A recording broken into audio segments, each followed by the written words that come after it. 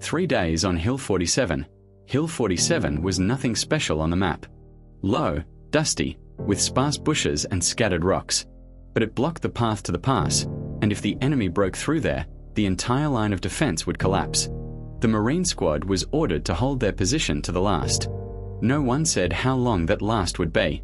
Day 1 surrounded Josh Adams, a stocky sergeant with 2 tours of duty under his belt, climbed the slope before anyone else. He sensed that the task would be difficult.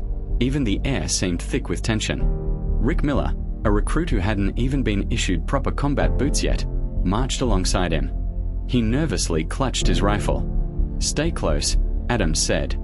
"And save your water. It's hot as hell here." "Yes, sir," Miller stammered. "Sergeant, how long are we going to be here?" Adams grunted. "Until they say let's go." They reached their position closer to noon.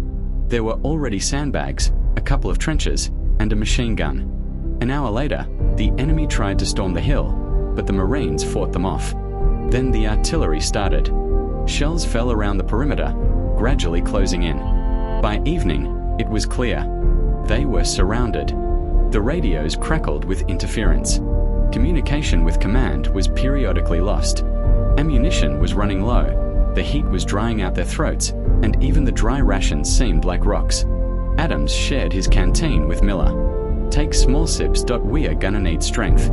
Day 2, nerves in the morning. The fog cleared, revealing an unpleasant sight. An entire enemy company was regrouping below, preparing for a new assault. "Damn, there are too many of them," muttered one of the soldiers. "There are enough of us too," Adams said calmly.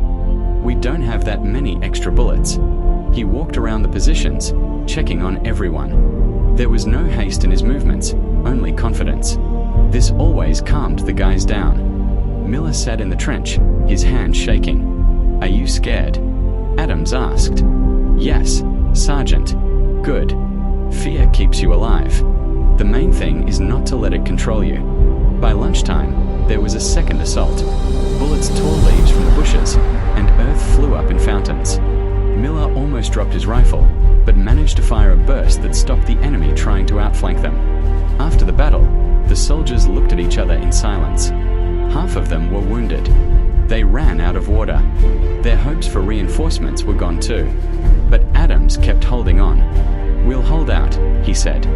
"Hill 47 is ours, and it will stay ours." At night, the enemy tried to sneak up, but Adams heard the movement before anyone else. He roused the squad, and the attack was thwarted. Day 3, the breakthrough at dawn. Everything was quiet. Too quiet.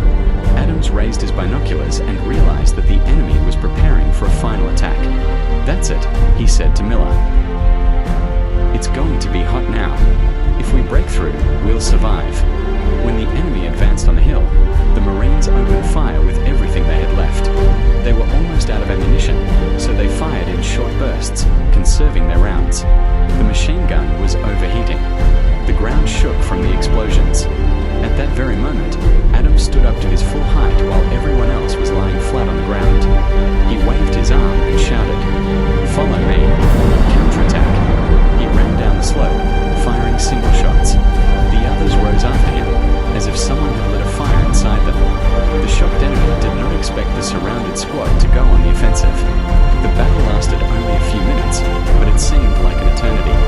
And when the enemy began to retreat, a rumble sounded in the distance. A column of Allied armored vehicles was climbing the hill. Reinforcements. Miller was breathing heavily, his hands shaking. He looked at Adams, who was standing, leaning on his rifle, covered in dust, with a determined look in his eyes. "Sergeant," Miller exhaled. "If you hadn't gotten up then." Adams smiled slightly. "That's our job, son, to stand and lift others up." Later, when the soldiers had recovered, the command would say that this small hill had been the key to the entire operation. But for those who had been there for 3 days, it was just a place where they held on to each other. Miller would keep the empty flask Adams gave him for the rest of the service. Adams would never remember the flask. He would just keep doing his job. The end of this inspiring story makes it clear how our fathers and grandfathers stood up for us and our future. We all know that our current achievements are thanks to our heroes. If you want more stories like this, support our channel, like and subscribe.